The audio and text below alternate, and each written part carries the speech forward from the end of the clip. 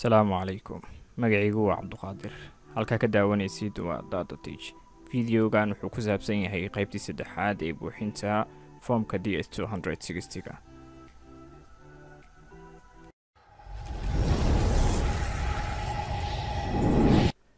Okay, qaybtan xigta ayaan u gudbaynaa oo address and phone-ka. Waxaan taabanaynaa continue application. Okay, continue application markaad taabatid mar walba qaybta hore dib ugu celin doonaa. Review ku samee iska fiiri. haddii wax ka qaldama qalada ku aragtid iska hubi kadibna waxaan dhahaynaa next address. Okay, qaybtan addresska laba qaybood ayuu ka kooban yahay. qaybta ugu horeysa adiga iska leh oo ah present and previous address, meesha hadda ku nooshahay iyo meelihii hore aad ugu soo nooleed. qaybta xigto waa mailing and permanent address. mailing and permanent addresska waa qaybta aad ku degi doontid oo dalka Mareykanka ah. qaybtaas waa qaybta aad ku degi doontid adiga. qaybtan haddana waa qaybta hadda aad ku nooshahay marka foomkan soo buuxinaysid. Okay, marka present and previous ka adaa iska leh. qaybta mailing and permanent addresskana waxaa ku buuxinaysaa qofka aad ku degi doontid addresskiisa. fadlan ka soo qaado addressyada oo dhan qofka aad ku degayso oo Mareykan ku joogo, ama saaxiib ha ahaado ama walaal ama waalid wuxuu ahaadaba, ama dad qaraabo aad tihiin. addresska ka soo qaado dan meel ku qoro. foomka waa lagaga baahnaan doonaa in addresska qofkaas ku buuxisid, sida magaciisa oo kale, meesha uu degan yahay, caasimadda, gobolka, intaas oo dhan waa lagaga baahan yahay iyo numberkiisa. Okay, qaybtana hore buuxinaynaa. street addresska taleex wadada dabka ayaan ku buuxinaynaa.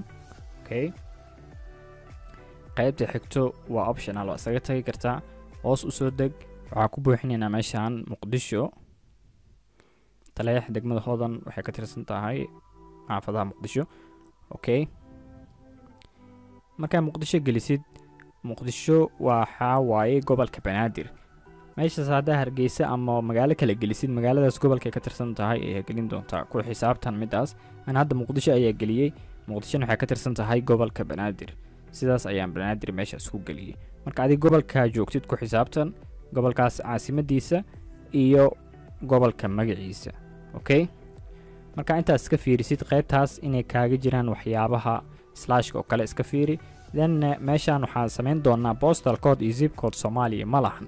waxaad dhihi kartaa does not apply.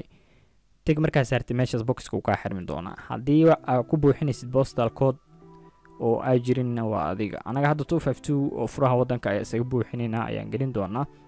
haddii kale waxaad dhihi kartaa does not apply, sababtoo waa la ogyahay Soomaaliya inay lahayn postal and zip code. Okay, qaybtan xigto wadanka ayaan dooran doonaa. countryga waa Soomaaliya. Okay, addresska aan soo gelisay laga bilaabo intee ku nooleed laga soo bilaabo. waxaan dhahaynaa laga soo bilaabo waqtigii uu dhashay ilaa hadda. Okay, Agosto 2000 ayuu dhashay. yarkan walaalkii hadda uu buuxinayo marka laga soo bilaabo Agosto. Okay, su'aashan labaad waxaa lagu dhahay 16 sano markaa gaartay meel aan meeshaan ahayn oo aad ku nooleed miyaa jirto. have an age of 16.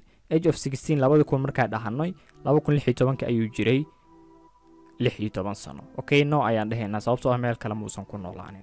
Okay, su'aashaas 16 sano markaa jirtay meel kale hadda ku noolay 16 sano wax ka dambeeyay yes ayaa dhahaysaa waana buuxin doontaa. Okay, qaybtan phone numberka midka ugu horeeyo waa lagaaga baahan yahay. waa qasab. kuwa kale waa xawaaye does not apply iska dhigi kartaa. primary phone numberka numberka aad isticmaashid oo gacanta ku haysatid oo mar walba isticmaashid kaas ayaa ku buuxinaysa. haddii number labaad leedahay secondary-ga ayaa ku buuxinaysa. Okay, kan primary-ga waa buuxinay. secondary-ga u imo haddaa buuxinaysid oo mobile numberka la qabtid ku buuxi. fadlan waxaa ka bilowdaa furaha wadanka lagu soo galaayo mar walba ka hormari. haddii aadan numberka la haysanin kaliya meeshaas tagta saar oo ay ku qoran tahay does not apply. Okay, number labaad ayuu leeyahay. waa ku qoraynaa numberkan labaad. Okay, 2569. Okay, meeshaan xigto work phone numberka haddii aadan haynin meel aad ka shaqaysid numberkeeda ama aadan shaqaynin buu waxaa sameynaysaa does not apply iska taabo. does not apply iska taabo haddii aadan meesha ka shaqaysid numberkeeda aadan aqoon ama aadan shaqaynin. does not apply iska taabo. optional waaye iskaga soco. midda xigto waxaa lagu weydiiyay number hore usoo isticmaashay ma jiraa. 5 sano u dambeeyay labadaas number ahayna isticmaashay ma jiraa ama numberka soo gelisay.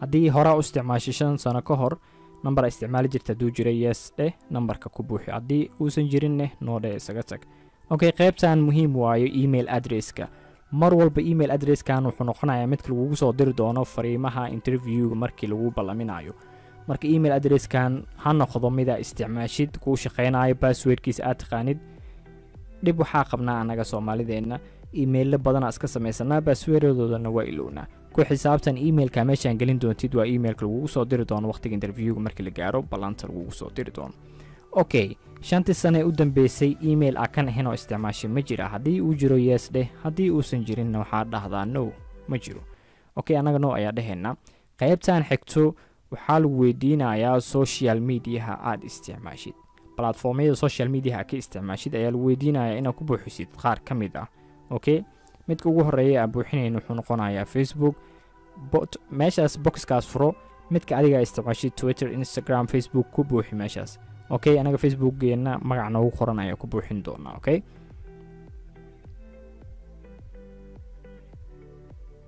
magaca Facebook ugu qoran ku qor meeshaan wuxuu ahaado magacaaga saddexan magacaaga labaad wuxuu ahaado magaca Facebook profile-ka ugu qoran ku qor meeshaan okay marka ku qortid haddii aad rabtid platform kale oo isticmaashid inaad ku dartid sida Instagram Twitter haddii aad rabtid inaad ku dartid buttonkaas ayaa taabanaysaa add another okay haddii uu jirin oo Facebook kaliya aad isticmaashidna Facebook kaliya ayaa ku ekaysan doonta marka anaga mid kale ayaa ku darsanaynaa buttonkaas noo taabo waxaa meeshan ku xulanaynaa Instagram okay Instagram ayaan dooran doonaa Instagramka magaca kuugu qoran geli okay magaca Instagramka kuugu qoran geli userka ma ahan magaca kuugu qoran oo caadiga ah geli okay Instagram magaceena ayaa ku buuxinaynaa su'aasha kale xigto waxaa lagu weydiiyay 5 sano u dambeysay ma jira platform kale oo hore ah u soo isticmaashay oo waliba ku share gareysay sida photos videos iyo waxyaabo la mid ah hadduu jiro yes dheh kadibna platformkaas dooro website-yo ama platforms kale application aad soo isticmaashay oo xogtaada aad ku share gareysay sida photoskaaga videoyadaada waxaada anaga waxaa dhaheynaa ma jiro application kale soo isticmaalay okay mar walba xasuusno inta qaybta kale u gudbin save dheh formka qaybtan aad buuxisay okay save aad dhaheynaa kadibna waxaa dhaheynaa continue application dib ayaa ugu soo laaban doonaa kii hore kadibna waxaan dhaheynaa markaas ayaan waxaan dhihi doonaa next okay mar walba save gareyso xogtaada waxaan dhaheynaa continue application dheh okay kii hore nagu soo celiyay iska hubi oo indhaha iska mari adreesida aad buuxisay inuu sax yihiin iyo in kale haddii wax ka qaldan yihiin hadda waa ka bedeli kartaa wixii ka qaldamay haddii ay ku wada saxsan yihiin all the way down hoos u soo deg kadibna qaybta labaad ayaan u gudbi doonaa oo ah mailing and permanent address okay iska hubi emailka iyo numberka muhiim waaye iska hubi okay emailka aad xareynaysid ama boxkaas aad gelin doontid wuxuu noqonayaa sida hore in kugu sheegay emailka lagu soo diri doono balanta interviewga okay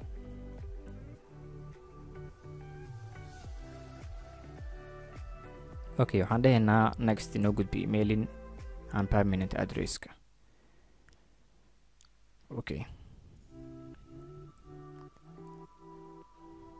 okay mailing and permanent addresska xogtaan waxaa ku buuxinaysaa qofka aad ku degi doonto su-aasha koowaad lagu weydiiyey adresska hore usoo buuxisay oo xogtaada aad ku soo qortay oo present and previous addresska iyo adreskan hadda mailinka ah ma isleeyihiin hadday isleeyihiin oo Mareykan aad joogtid qof Mareykan hore u jooga aad tahay sida arday oo kale qaxooti whatever wuxuu ahaado yes ayaa taaban doontaa kadibna boxkaas ayaa ku buuxin doontaa haddii Mareykan aad ku nooleen waxaa sameyn doontaa no ayaa taaban doontaa oo waxaa ku buuxinaysaa qofka aad ku degaysid adresskiisa su-aashaas koowaad waa midaas no haddii aad taabatid means Mareykan ku noolid Mareykan banaankiisa ayaa ku nooshahay waxaana sameyn doontaa adreska aad ku degaysay ayaad ku qori doontaa meeshaas okay no marka taabatid xogta adreska qofka aad ku degi doontid magaciisa meeshuu ku nool yahay gobolku ku nool yahay waxaas dhan ayaa ku qori doontaa okay taasna ku xisaabtan dayas dhahdid means waxaa joogtaa already Mareykan ayaa joogtay qaxooti aad tahay ama waxaa tahay arday meesha hore u joogay oo ku guuleystay lottery-ga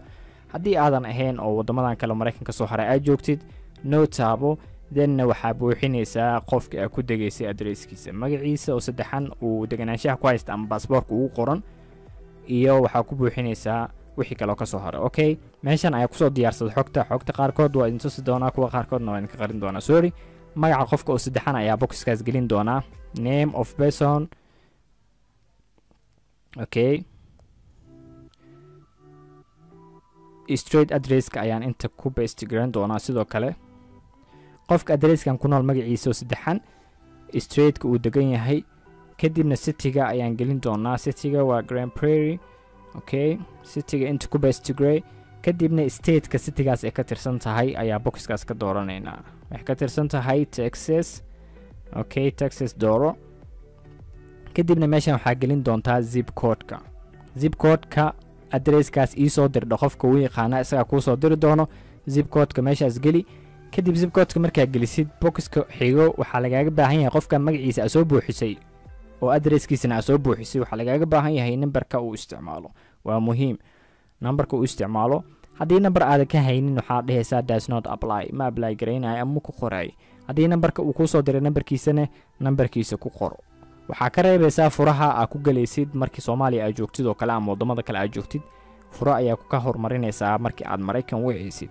haddii aad meeshaan gelinaysa boxkan aad gelinaysa numberka sida localka loo geliyo ama Mareykan localka ah ayaa u qori doontaa okay numberkan iska hubi addresska iska hubi qofka magaciisana iska hubi magaca qofka waxaa waaye waa magaca uu deganaanshaha ku haysto permanent residency-ga ama passportka uu ku haysto citizen-ka uu ku yahay okay magaca markaa iska hubisid oo iska xaqiijisid su-aasha xigto waxay noqonaysaa oo kan ka hooseyso waxaa lagu weydiin doonaa addresskan hadda aad buuxisay ma wuxuu noqonayaa addresska lagugu soo diraayo kaarka deganaanshaha ama permanent residency-ga okay haddii uu yahay kan lagugu soo diraayo kaarkaaga permanent residency-ga lagugu soo diraayo haddii uu yahay waxaad dhihi doontaa yes addresskan iyo addresska lagugu soo diraayo waa isku mid haddii uusan ahayn isku mid oo aad rabtay addresskan inaad ku degtid oo keliya 2 maalin 3 maalin kadibna aad ka guurtid oo meel kale aad u wareegtid meeshaas kale aad u wareegtay addresskeeda ayaa sii diyaarsanaysaa iyadana hadda lagaa rabaa